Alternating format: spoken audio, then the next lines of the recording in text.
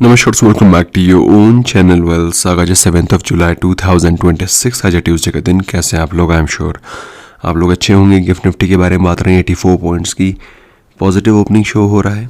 वहीं Asian markets में बात कर रहे हैं तो निकाय इज़ अराउंड 1.5% डाउन। वहीं डाउ जोन्स में हमको 68 पॉइंट्स की पॉजिटिविटी दिखाई पड़ रही है। एशियन मार्केट्स में चाहे जो हो रहा हो, I want your attention to be drawn towards the level at which gift nifty is trading which is 24,575, जो कि हमारे निफ्टी वीकली व्यू 24,600 से मात्र 25 पॉइंट ही अभी फ़िलहाल डाउन है। तो हमारे जो टारगेट्स हैं 24,600 के, वो हो सकता है कि आज के दिन ही आपको अचीव होते हुए दिखाई पड़े। वहीं बात करें कल के दिन के बारे में तो 24,430 के प्राइस पे निफ्टी 50 में क्लोजिंग हुई है।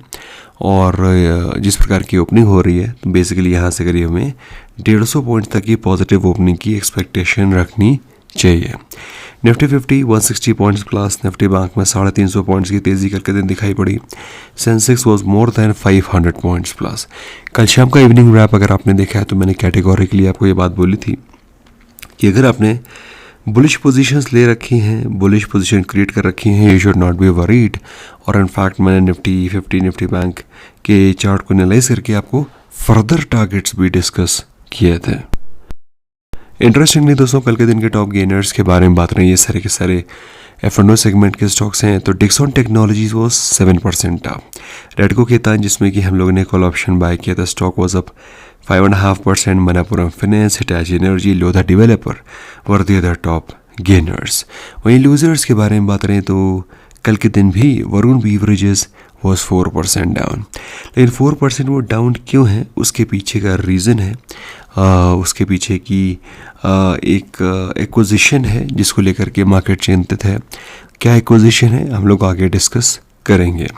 Kotak Mahindra was 4% down. कल के दिन हम लोगों ने प्राइवेट सेक्टर के बैंक्स के चार्ट्स को भी स्टडी किया था, तो उसमें HDFC बैंक और ICICI बैंक में तो हमें पॉजिटिविटी दिखाई पड़ रही है, but on the contrary Kotak Mahindra bank is looking weaker. काफ़ी हद तक वैसे वो गिर भी गया है, लेकिन अभी भी फिलहाल हमें स्ट्रेंथ दिखाई नहीं पड़ रही है। Similar was the case with MCX. MCX is also looking weak. Bank of India, NBCC were also among the top losers of F&O segments yesterday. वहीं कमोडिटी सेक्शन के बारे में बात रहे हैं तो सिल्वर 2,36,000 पर ट्रेड कर रहा है, गोल्ड 1,46,000 के लेवल्स पर। वहीं क्रूड ऑयल में भी हमको माइनर सी प्रॉफिट बुकिंग कल के दिन दिखाई पड़ रही थी। वहीं बात करें इंडियन रुपये के बारे में तो इंडियन रुपये को अगर आप देखें तो कल के दिन ट्रेड कर रहा था 95.39 रुपीज़ पर डॉलर। वहीं इंडियन रुपये was also looking weaker against great Britain pound. Very mild strength was visible against euro and Japanese yen. तो दोस्तों आज के दिन मेरी जो नज़रें रहेंगी स्पेसिफिकली अगर आप मुझसे पूछें तो माई eyes will be on 24,600 levels. मेरे हिसाब से 24,600 के आसपास निफ्टी 50 को एक छोटा सा रेजिस्टेंस डेफिनेटली फेस करना चाहिए, because this happens to be the target of nifty weekly view. और अगर आप देखें तो मार्केट लगातार ही पॉजिटिव चल रहा है despite so many confusion in the market, but at least there was no confusion in my mind. Nifty 50 कल के दिन 160 पॉइंट्स ऊपर था, क्लोजिंग हुई थी 24,271 पे।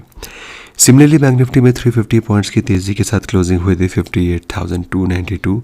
आई am expecting the levels of course 59,000 तो मैं एक्सपेक्ट कर ही रहा हूँ, but in the short term I am expecting the targets of 61,000।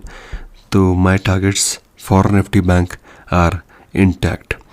Similarly Nifty bank के बारे में बात रहे हैं, बेग योर पार्डन, सेंसेक्स के बारे में बात रहे हैं तो जहां निफ्टी 50 के लिए हम लोग एक्सपेक्ट कर रहे हैं 24,600 लेवल्स, बैंक निफ्टी के लिए 59,000 लेवल्स, वहीं सेंसेक्स के लिए द टारगेट्स आर 79,000, जो कि मेरे हिसाब से आज के दिन अटेन हो जाने चाहिए। वहीं बात करें हम लोग FII और DI डेटा के बारे में तो कल के दिन FIs ने और DIs दोनों ने मिलकर बाइंग करी थी। FIs बॉट 243 करोड़, DIs ने बाइंग करी थी ऑलमोस्ट 3,800 करोड़ की। सो नेट कल के दिन हमको FIs और DIs दोनों के द्वारा बाइंग दिखाई पड़ी। And why should they not by when the market is positive. Put call ratio के बारे में बात करें तो 1.07 से 1.38 पहुंच गया है, जो कि बताता है कि put writing is more aggressive as compare to call writing, जो कि ये बुलिश साइन है।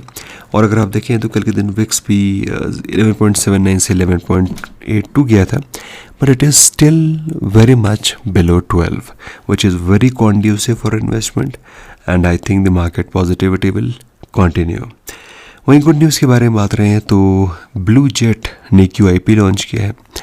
अब जब कभी QIP लॉन्च किया जाता है तो थोड़ा सा डिस्काउंट पे लॉन्च किया जाता है, क्योंकि कंपनी को फंड रेज करना होता है।